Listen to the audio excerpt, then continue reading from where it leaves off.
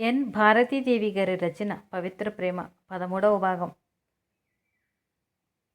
అందరూ వెళ్ళిన తర్వాత వాళ్ళ బలవంతం మీద ఆ రాత్రి వాళ్ళతో కలిసి భోంచేసి కారులో బయలుదేరారు సాగర్, మోహన. సాగర్ జేబులో బలవంతంగా డబ్బుంచిన కవర్ పెట్టారు హారిక నాన్నగారు. మోహనకు బొట్టు పెట్టి పట్టు చీర, 4 బంగారు గాజులు ఆమె చేతుల్లో పెట్టింది హారిక. చీర మాత్రం తీసుకుంటాను, గాజులొద్దు ప్లీజ్, గిఫ్ట్లు తీసుకునే అలవాటు నాకు లేదు అంది మోహన. అలా అనకండి, ఏమిచ్చినా ఈ జన్మలో మీ రుణం మేము తీర్చుకోలేం. మా గుర్తుగా ఈ గాజులు మీ చేతికుండాలని మా వారు ప్రత్యేకంగా డిజైన్ చేసి ఈ గాజులు చేయించారు అంటూ బలవంతంగా మోహన చేతులకు గాజులు తొడిగింది హారిక. 4 నెలల తర్వాత భర్త అందించే అనుభూతుల్ని అందుకోపోతున్న హారిక మనసు గాలిలో తేలిపోతున్నట్టుగా ఉంది. సిద్ధార్థ హాస్పిటల్ నుంచి ఇంటికొచ్చాక 5 రోజులైనా వచ్చేపోయే స్నేహితులతో, ఫంక్షన్ ఏర్పాట్లతో, భర్తతో తీరిగ్గా మనసారా మాట్లాడే అవకాశం కూడా దొరకలేదు హారికకు. ఆ తర్వాత 2 రోజులు ఆమెకు జ్వరం. మంచం మీద పరిచిన బెడ్షీట్సు, పిల్లో కవర్సు, డోర్ కర్టెన్లు అన్నీ మార్పించి సిద్ధార్థకిష్టమైన తెల్లటి కర్టెన్సు, బెడ్షీట్సు మొత్తం అంతా తెలుపు రంగు తెరలతో అలంకరించింది.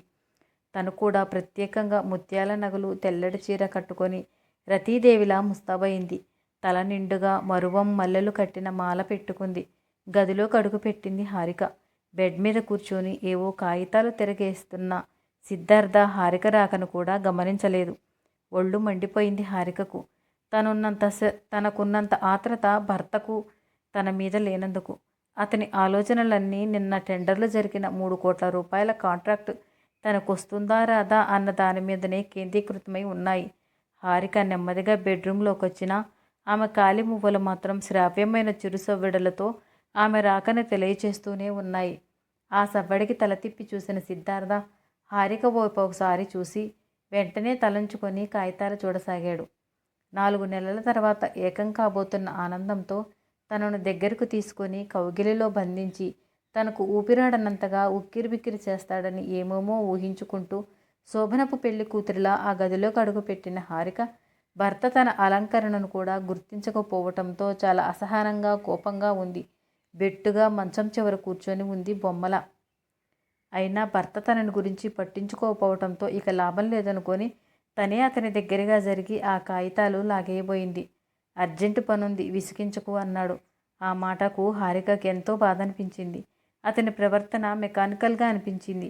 అయినా తన బాధను బయటకు కనిపించనివ్వకుండా చిరునవ్వుతో ఇంకా ఆలస్యం చేస్తున్నారెందుకు అని కళ్ళతోనే ప్రశ్నించింది. ఆమె చూపుల్లోని భావాలను అర్థం చేసుకునే స్థితిలో లేడు సిద్ధార్థ. ఏమండి, ఇక లైట్ తీసేయండి మారాంగా అంది హారిక. నన్ను విసిగిచ్చొద్దని చెప్పానా? నిన్ననే పెద్ద కాంట్రాక్టుకు టెండర్స్ జరిగాయి. తప్పకుండా ఆ కాంట్రాక్టు నాకే వస్తుందనుకుంటున్నాను. ఆ కాంట్రాక్టు గురించి నేను కొన్ని క్యాలిక్యులేషన్స్ చూసుకోవాలని ఎంతో క్యాజువల్గా చెప్పి స్క్రీప్లింగ్ ప్యాడు, పెన్ను తీసుకొని వెంటనే తన క్యాలిక్యులేషన్స్లో మునిగిపోయాడు. కోపంతో పిచ్చెక్కిపోయినట్లయింది హారికకు. 4 నెలల తర్వాత నేను దగ్గరకు వస్తే నా గురించి పట్టించుకోకుండా క్యాలిక్యులేషన్స్ చేస్తున్న మిమ్మల్ని చూస్తుంటే ఏమనాలో, ఏమడగాలో కూడా నాకు అర్థం కావటం లేదు. నువ్వేం అడగాల్సిన పని లేదు, నన్ను పని చేసుకోనివ్వు. మీకు నా అవసరం లేదు, కానీ నాకు మీ అవసరం కావాలి. మీకు సంపాదనే ముఖ్యం, నాకు మీతో గడిపే క్షణాలే ముఖ్యం. ఈ విషయం ఇంత చెప్పినా మీకు అర్థం కాలేదా? ఇంకా పచ్చిగా చెప్పాలా? డబ్బే ప్రపంచం అన్న భ్రమలో ఉన్నారు. సంసార జీవితంలోని ఆనందం మీకు అర్థం కాదు. సాగర్ గారేం చెప్పారు, మీరేం చేస్తున్నారు? మనసులో ఎటువంటి అనుమానాలు, సంకోచాలు పెట్టుకోకుండా ఆనందంగా సంసార సుఖాన్ని అనుభవించమని చెప్పలేదు? తలెత్తి భార్య ముఖంలోకి చూశాడు సిద్ధార్థ. అవునండి, డాక్టర్ చెప్పిన తర్వాత కూడా మీరెందుకు నాకు దూరంగా ఉండాలనుకుంటున్నారు? సూటిగా అతని ముఖంలోకి చూస్తూ అడిగింది. కళ్లకు గంతలు కట్టుకొని గానుగ చుట్టూ తిరిగే గానుగెద్దు అదే ప్రపంచం అనుకుంటుంది. డబ్బు చుట్టూ తిరుగుతున్న మీరు డబ్బే ప్రపంచం అనుకుంటున్నారు. కానీ నేను అలా కాదు. మీరు ప్రక్కన లేకుండా, మీ భార్యగా కాకుండా మామూలు హారికలా ఒక్క క్షణం కూడా బ్రతకలేను. ఆ విషయం నా శరీరంలో ఏ భాగాన్ని అడిగినా చెప్తుంది. నేనెప్పుడూ ఆదమరచి నిద్ర కూడా పోను. ఎందుకో తెలుసా? నేను నిద్రపోతే మీరు కనిపించరన్న భయం, దూరం అవుతారన్న ఆందోళన. మీ మెడ చుట్టూ చేతులు వేయిందే నాకు నిద్ర పట్టదు. ఎందుకో తెలుసా? ఆ చేతుల మధ్య నుండి మీరెక్కడ జారిపోతారోనన్న భయం. మన పెళ్ళై 4 సంవత్సరాల నుంచి ఆరిగిపోయిన రికార్డులా ఈ మాటలు చెప్తూనే ఉన్నాను, మీరు వింటూనే ఉన్నారు అంది ఉక్రోషంగా. నీకు కావాల్సింది శారీరక సుఖమేనా అని అడిగాడు తీవ్రంగా ఆమె వైపు చూస్తూ. గుండెను బలంగా మెలిపెడుతున్నట్టు అనిపించింది హారికకు. ఇన్ని రోజులుగా తనతో కాపురం చేస్తున్న భర్త రోజూ తను ప్రేమతో దగ్గరవుతున్నానో వాంఛతో దగ్గరవుతున్నానో తెలుసుకోలేని స్థితిలో ఉన్నాడా? నన్ను కేవలం సెక్స్కు ప్రాముఖ్యతనిచ్చే స్త్రీగా భావిస్తున్నాడా? అందుకే అసహ్యభావంతో నా దగ్గరికి రాలేకపోతున్నాడా? నా ప్రేమను ఆయన సహచర్యం కోసం నేను పడే తపనను గుర్తించకుండా ఇంత కటువుగా ఎలా మాట్లాడగలిగారు? నీకు కావలసింది ఆ సుఖమే కానీ నా ఆరోగ్యం ముఖ్యం కాదా? ఒక బిడ్డకు తల్లివై ఉండి మరీ టీనేజ్ గర్లలా ప్రవర్తిస్తున్నావు. బాధ్యత గల గృహిణిగా ఉండాలి కానీ ఇలా బరితెగించినట్లు ప్రవర్తించకూడదు. మనసులకు ప్రాముఖ్యతనివ్వాలి, సెక్స్కి కాదు. మనసుతో పని లేకుండా కాపురం చేసేది మనుషులు కాదు, పశువులు. ఆవేశంగా అంటున్న అతని మాటలు పదునైన కత్తుల్లా ఆమె గుండెల్లోకి దూసుకుపోతున్నాయి. మస్తిష్కం మొద్దుబారిపోయింది. పెళ్ళైన ఇన్ని రోజులు ఎప్పుడూ కటువుగా మాట్లాడని భర్త అంత అవమానకరంగా మాట్లాడుతుంటే నిలువుగుడ్లు పడిపోయాయి. బిజినెస్ లేకుండా ఏ వ్యాపకాలు లేకుండా నీ ఎదురుగా కూర్చోవాలనుకుంటే అది నా వల్ల కాదు. డబ్బు లేని కారణంగా నేనేం పోగొట్టుకున్నానో అది నీకు చెప్పినా అర్థం కాదు. నేను అనుభవించిన బాధలేవి నా కొడుకు అనుభవించకూడదు. వాడి కోసం పగలు రాత్రి కష్టపడతాను. లక్షలు కోట్లు కూడా కూడబెడతాను. నేను సమాజానికి దాసోహం అన్నాను. భవిష్యత్తులో నా కొడుక్కి ఈ సమాజం దాసోహం అనాలి. అదే నా జీవిత లక్ష్యం, నా గమ్యం. దాని ముందు క్షణికమైన సుఖం ముఖ్యం కాదు. నేను ఆఫీస్ వర్క్ చూస్తున్నప్పుడు నన్ను డిస్టర్బ్ చేయొద్దు. ఇటువంటి సంభాషణ మన మధ్య ఇంకెప్పుడూ రాకూడదన్న విషయాన్ని గుర్తుంచుకో. కాగితాలు విసిరికొట్టి ఆ గదిలోంచి వేరే ఆఫీస్ గదిలోకి వెళ్ళాడు. హారికది వింత మనస్తత్వం. మనసుకు చిన్న అవమానం జరిగినా భరించలేదు. అదికాక చిన్నతనం నుంచి బరువు బాధ్యతలు, కష్టాలు కన్నీళ్లు ఏమీ తెలియకుండా పెరగటం మూలంగా మనసు గాయపడే మాటలు, గుండెల్ని మండించే అవమానాలు ఆమెకు తెలియవు. మాటలతో భర్త చేసిన అవమానాన్ని భరించటం ఆమెకు సాధ్యం కావటం లేదు. ముఖ్యంగా తనను సెక్స్కు ప్రాధాన్యతనిచ్చేదానిగా భర్త భావించటం మరీ భరించలేకపోతుంది. తనను అవమానించటం, తన పట్ల ఆకర్షణ తగ్గినట్లు ప్రవర్తించటం, తనకంటే అతనికి డబ్బే ముఖ్యం అన్నట్లుగా మాట్లాడటం, ఇవన్నీ ఆమె మనసును చిత్రవద చేయసాగాయి. తన కోపాన్ని ఎలా ఎవరి మీద తీర్చుకోవాలో అర్థం కాలేదు. తను డబ్బు ముఖ్యం కాదనుకునేదే కదా డబ్బు అంతస్తు లేని సిద్ధార్థని కావాలని పెళ్లి చేసుకుంది. ఆ విషయం తెలుసు కూడా ఇంత హీనంగా ఎలా మాట్లాడగలిగాడు? నేను గృహిణిగా ప్రవర్తించటం లేదా? నాకు కాల్గర్లకు తేడా లేదా? భర్త నుంచి ఇటువంటి మాటలు వినటం కంటే భార్యకు అవమానం ఇంకోటి ఉంటుందా? భర్త దృష్టిలో ఇంత హీనంగా దిగజారటం కంటే గౌరవంగా చావటం మంచిది. మనిషి మనస్సు అనేది ఉండటం పాపమైతే ఆ మనస్సు మరో మనసు ప్రేమ కోసం తప్పించటం శాపం. అందుకే మనిషికి మనస్సే తీరని శిక్ష అన్నారు. సుఖ సంతోషాలు లేని ఈ ఆస్తి అంతస్తులు నాకెందుకు? అసలు నేను సిద్ధార్థ మీద ఇంత ప్రేమ పెంచుకోకుండా ఉంటే ఎంత బాగుండేది? ఒక భార్య భర్తను ప్రేమిస్తున్నట్టుగా ప్రేమించగలిగితే నాకు ఈ వేదన ఉండేది కాదు కదా. ఆయన నడిచిన నేల మీద నడిచిన, ఆయన పాదాలను తాకిన అనుభూతి కలుగుతుంది. ఆయన వాడే షర్టులు వస్తువులు ఏవి పట్టుకున్నా ఆయన సహచర్యాన్ని పొందుతున్న ఆనందం కలుగుతుంది. అందరికీ ఇలాగే ఉంటుందా? లేక నాకు మాత్రమే ఇలా అనిపిస్తుందా? అందరూ నాలా బాధపడితే దేశంలో ఇంతమంది మగాళ్ళు తిరుగుబోతులుగా, త్రాగుబోతులుగా ఎందుకు మారతారు? నిత్య జీవితంలో నా ప్రతి కదలిక ఆయన్ని గురించిన తీయని తలపులతో, మధురోహాలతో గడిచిపోతుంది. ఆయన కనిపించిన క్షణం ప్రపంచమంతా శూన్యంగానే తోస్తుంది. ఈ ప్రపంచంలో నా భర్తకు మించిన మరో పురుషుడు లేడు. నా కలల్లో, ఊహల్లో, ఆలోచనల్లో, నా శరీరంలో, నా నరనరాల్లోని రక్తంలో కూడా ఆయన రూపమే ప్రతిఫలిస్తూ ఉంటుంది. అనుక్షణం నా కళ్ళలో కనిపించే ఆయన ఎదురుగా కనిపించకపోతే నేను కొద్ది గంటలు మాత్రమే భరించగలను. ఆయన కౌగిలిలో పసిపాపలా ఒదిగిపోవాలని, ఆయన స్పర్శానుభూతిని అనుభవించాలని మాత్రమే కోరుకుంటాను నేను. అటువంటిది ఆయన నన్ను కాల్ గర్ల్స్తో పోల్చి మాట్లాడారు. ప్రేమకు, సెక్స్కు నిజంగా ఆయనకు తేడా తెలియదా?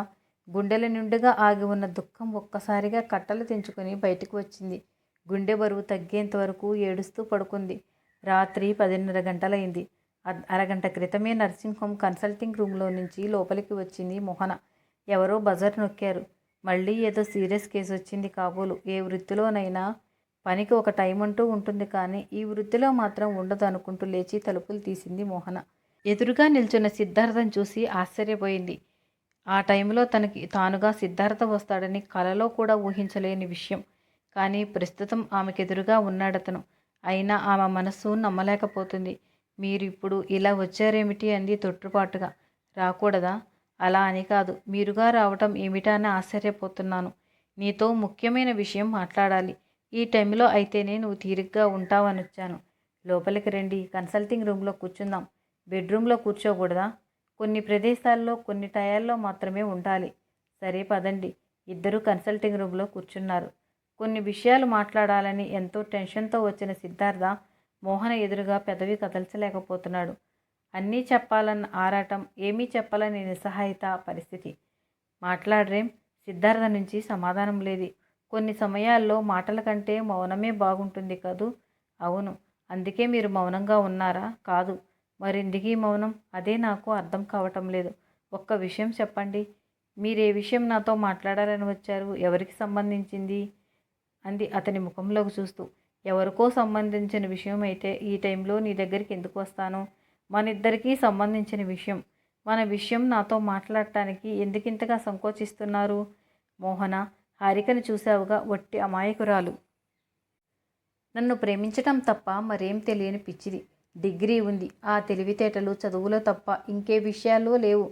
నా సహచర్యం లేకుండా కొన్ని గంటలు కూడా బ్రతకలేని, ప్రేమే ప్రాణంగా నేనే ఊపిరిగా బ్రతుకుతున్న పిచ్చి ప్రేమికురాలు. ఒక్కసారి హారిక పిచ్చి ప్రేమను భరించలేక ఎటైనా పారిపోవాలనిపిస్తుంది. మరోసారి ఆ సాధింపులు భరించలేక ఆమెతో తెగతెంపులు చేసుకోవాలన్నంత ఆవేశం వస్తుంది అన్నాడు సిద్ధార్థ ఆవేశంగా. అతను ఆ మాటలు ఎందుకు చెబుతున్నాడో తెలుసుకునే స్థితిలో లేదు మోహన. అతను హారికను గొప్ప ప్రేమికురాలు, పిచ్చి ప్రేమికురాలని చెబుతుంటే ఆమె గుండెల్లో అగ్నిజ్వాలలు ప్రజ్వరిల్లుతున్నాయి. వద్దండి. అంత గొప్ప భార్యతో తెగతెంపులు చేసుకొని మీరు మాత్రం ఆ తర్వాత బ్రతకగలరా అంది నిష్ఠూరంగా. మోహన కళ్ళలో నీళ్లు తిరిగాయి. అటువంటి హారిక నాకు శారీరకంగా దూరంగా ఉండాలంటే ఎంత బాధపడుతుందో ఒక్కసారి ఆలోచించు. తల తిరిగినట్టయింది మోహనకు. నాకు నిజంగానే వెన్నెముకకు దెబ్బ తగిలిందనుకొని అతి కష్టం మీద నాకు దూరంగా ఉంటుంది. నిజంగానే అంటే కొద్ది క్షణాల తరువాత. నాకు వెన్నెముకకు దెబ్బ తగలలేదన్న విషయం నాకు తెలుసు. షాక్ అయింది ఆమె. జీవితంలో ఎన్నో సంవత్సరాల స్నేహం, సాన్నిహిత్యం ఉన్న స్త్రీ పురుషుల మధ్య కూడా శారీరక సంబంధం లేకపోవచ్చు. ఆ సంబంధానికి దారి తీసే సంఘటనలు జరగకపోవచ్చు. ఒక్కోసారి కొద్ది పరిచయమే శారీరక సంబంధానికి దారి తీయవచ్చు. మన మధ్య ప్రేమబంధమే తప్ప శారీరక సంబంధం లేదు. డాక్టర్గా పేరు ప్రతిష్టలు, హోదా, గౌరవాలు సంపాదించి నీ వయస్సును కూడా మర్చిపోయి యోగినిలా జీవితాన్ని ప్రజాశ్రేయస్సుకు అంకితం చేసిన నువ్వు అసూయ ద్వేషాలకు లోనై ఎంత హీనస్థితికి దిగజారిపోయావో ఒక్కసారి ఆలోచించు. నాకు దెబ్బ తగలలేదు. నన్ను నన్నుగా చూసి తట్టుకోగలవు. నిన్ను నువ్వు నిగ్రహించుకోగలవు. కానీ నన్ను హారిక భర్తగా చూడలేవు. చూసి నిగ్రహించుకునే శక్తి నీకు లేదని నాకు తెలుసు. అందుకే నేను మీ ఇంటికి ఇన్ని సంవత్సరములుగా రాలేకపోయాను. కృతజ్ఞత లేనివాడని అనుకున్నావు. ఏరు దాటిన తర్వాత తెప్పతగలేసే దుర్మార్గుడిని అనుకున్నావు. కానీ నేను బయలుదేరితే హారిక కూడా బయలుదేరుతుంది. నా భుజాల మీద ఆనుకున్నట్టుగా తిరుగుతుంది. ఆ దృశ్యాన్ని చూసి భరించలేవని, నీ గుండెల్లోని ఆరని గాయాన్ని వెలికి తీసినట్టవుతుందని, నిన్ను చూడాలని మనస్సంతగా తప్పించినా రాలేకపోయేవాడిని. రక్తపు ముద్దగా నీ నర్సింగ్ చేరిన నన్ను చూసి నీ గుండెలు బ్రద్దలయ్యాయి. సాగర్ని పిలిపించి నాకు ట్రీట్మెంట్ ఇప్పించావు. నా భార్యగా హారికను చూడగానే భరించలేకపోయావు. నీకు లేని సుఖాన్ని, సంతోషాన్ని ఆమె నా ద్వారా పొందుతుందని అసూయపడ్డావు. నీ ఆనందాన్ని దోచుకున్న దుర్మార్గురాలిగా భావించావు. అసూయ, ద్వేషం, మల్లెపువ్వు లాంటి నీ మనసును మలినం చేశాయి. అందుకే ఆ ఆనందాన్ని ఆమెకు దూరం చేయాలనుకున్నావు. కాదు, నీ నర్సింగ్ హోమ్లో ఉన్నంతకాలమైనా ఆమెకు భర్తగా కాకుండా నీ ప్రియునిగా నన్ను చూసుకొని తృప్తి పడాలనుకున్నావు. ఒక్క క్షణం నీ మనసులో చోటు చేసుకున్న ఆలోచన నీ వృత్తి ధర్మాన్ని విస్మరించేలా చేసింది. ఫలితం, నాతో పాటు మరో అతను కూడా నీ నర్సింగ్ హోమ్లో అడ్మిట్ అయ్యాడు. ఇరువురికి ఒకే రోజు ఎక్స్రేలు తీయించావు. నా ఎముకలు విరిగాయో లేదో అని తెలుసుకోవాలన్న ఆతృతతో నువ్వే స్వయంగా ఎక్స్రే రూమ్లోకి వెళ్ళి ఆరబెట్టున్న ఎక్స్రేలు చూశావు. నా ఎముకలు ఫ్రాక్చర్ కాలేదు. అతని వెన్నెముక ఫ్రాక్చర్ అయింది. అతని పేరు కూడా మొదటి అక్షరం ఎస్ కావటంతో నా ఎక్స్రేని అతని ఎక్స్రే స్థానంలో ఉంచి అతని ఎక్స్రేని తీసుకువచ్చి నా ఎక్స్రేగా సాగర్కు చూపించావు. వెన్నుముక ఫ్రాక్చర్ అయిన కారణంగా కొంతకాలం భార్య సుఖానికి దూరంగా ఉండాలన్నావు. హారికతో పాటు మా మామగారు కూడా నువ్వు చెప్పిన విషయాన్ని నమ్మారు. అందుకే నర్సింగ్ హోమ్కు వచ్చి కూతురుకు నాకు ఎన్నో జాగ్రత్తలు చెప్పి వెళ్ళేవారు మా మామగారు. ఎంతో తెలివైన నువ్వు చిన్న విషయంలో పొరపాటు చేశావు. సాగర్ని తక్కువగా అంచనా వేశావు. అతను నీకన్నా మేధావి అన్న విషయాన్ని నువ్వు మర్చిపోయావు. అందరూ నమ్మినంత తేలిగ్గా నువ్వు చెప్పిన విషయాన్ని సాగర్ నమ్మలేకపోయాడు. మొట్టమొదట నాకు ట్రీట్మెంట్ ఇచ్చిన రోజే అతనికి తెలుసు నా వెన్నుముక ఫ్రాక్చర్ కాలేదన్న విషయం. అతని అనుమానాన్ని నివృత్తి చేసుకోవటానికి నీకు తెలియకుండా మళ్ళీ నాకు ఎక్స్రేలు తీయించాడు. విషయం అర్థం చేసుకున్నాడు. స్టాఫ్ నర్సుకు మాత్రం విషయం తెలుసు. ఎందుకంటే ఎముక ఫ్రాక్చర్ అయిన పేషెంట్కు బలానికి మందులు రాసేదానివి. నాకు ఆ పేషెంట్కు వాడాల్సిన మందులు రాసేదానివి. సాగర్ నువ్వు రాసిన మందులు నన్ను వాడొద్దని విషయం అంతా నాతో చెప్పాడు. నర్సు సాయంతో ఆ పేషెంట్కు అనుమానం కలగని విధంగా నువ్వు వ్రాసిన మందులతో పాటు అతనికి అవసరమైన మందులు కూడా వాడేవాడు. నీకు అనుమానం రాకుండా అతన్ని డిశ్చార్జ్ చేసి తన నర్సింగ్ హోమ్లో ఉంచుకొని ట్రీట్మెంట్ ఇచ్చి అతన్ని బాగు చేసి పంపించాడు. మోహన, స్వార్థంతో కళ్ళు మూసుకుపోయిన నువ్వు ఒక డాక్టర్ అన్న విషయం మరిచిపోయి అతని ప్రాణాలతో చెలగాటమాడావు. వెన్నుముక ఫ్రాక్చర్ అయిన అతనికి బలానికి మందులు వాడితే ఎముక అతుక్కుంటుందా?